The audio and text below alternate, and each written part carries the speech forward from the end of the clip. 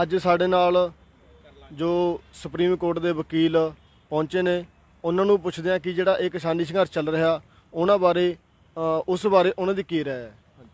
हाँ जी, सत श्री अकाल जी। सबसे पहले मैं ये कहना चाहूंगी, 14 दिन से देश का किसान अगर इस तरीके से सड़कों पे आंदोलन कर रहा है, बाहर आया है, तो कोई तो मुख्य कारण होगा।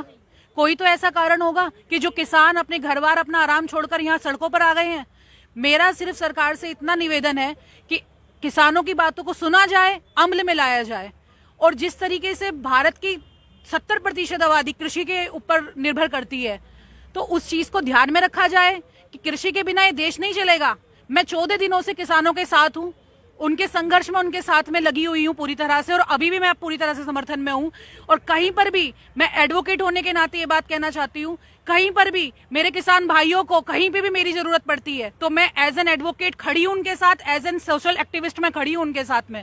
और जिस तरीके से कृषि जो हमारी मुख्य धारा है, भारत की पहचान इंटरनेशनल लेवल पर कृषि को लेकर है, जिस तरीके से हमारी कृषि मुख्य धारा है उसको आप निम्न स्तर पर लेकर नहीं जा सकते। आप उस कृषि को निम्न तरीके से नहीं ले जा सकते।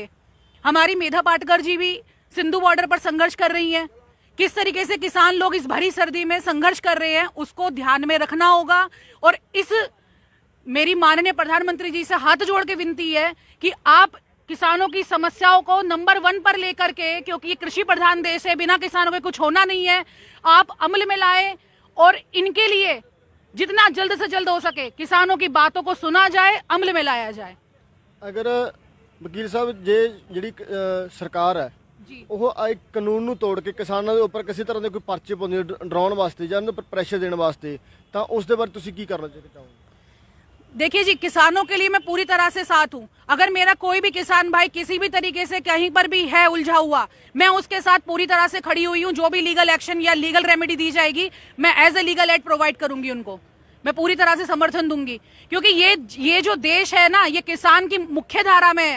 अन्नदाता है किसान। मैं अन्न खाती हूँ, नमक हरामी नहीं कर सकती मैं, और नमक अदा करने के लिए मैं यहाँ पे खड़ी हुई हूँ और अपने किसान भाइयों के साथ पूरी तरह से समर्पित हूँ मैं इस आंदोलन के लिए। और आज जो ये मुख्य धारा में आंदोलन आया है 8 दिसंबर 2020, ये एक हिस्टोरिक डेट है और ये समर्थन पूरी तरह से प्रत्येक भारतवासी को देना चाहिए। क्योंकि अन्नदाता के साथ अन्न कैसे खाओगे अगर अन्नदाता इस तरीके की ये हालत होगी तो।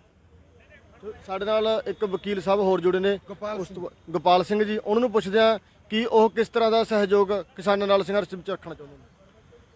मैं तो सर्वप्रथम ये बताना चाहता हूँ कि मोदी सरकार ने किसानों के विरोध में 3 बिल पास कर दिए, जो पूरी तरीके से ये बिल किसानों के विरोध में है, ठीक है, और साथ साथ देश की सभी जनता के विरोध में यह बिल है।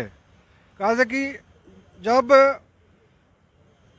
स्टॉक का लिमिटेशन हटाया गया है तो इससे पूंजीपति वर्ग जो हैं आवश्यकता से अधिक ये स्टॉक करेंगे और किसान से सस्ते दाम पर खरीद करके ये महंगे दाम पर किसान और देश की अन्य जनता जो है सभी को ये बेचेंगे। तो ये मैं सरकार से एक अनुरोध करता हूँ कि ये तीनों काले कानून किसान विरोधी जो है ये आपस लें। अगर आपस नहीं लेंगे तो हम सारे अधिवक्ता संघ पार्लियामेंट का घेराव करेंगे और उनको आपस लेने के लिए मजबूर करेंगे।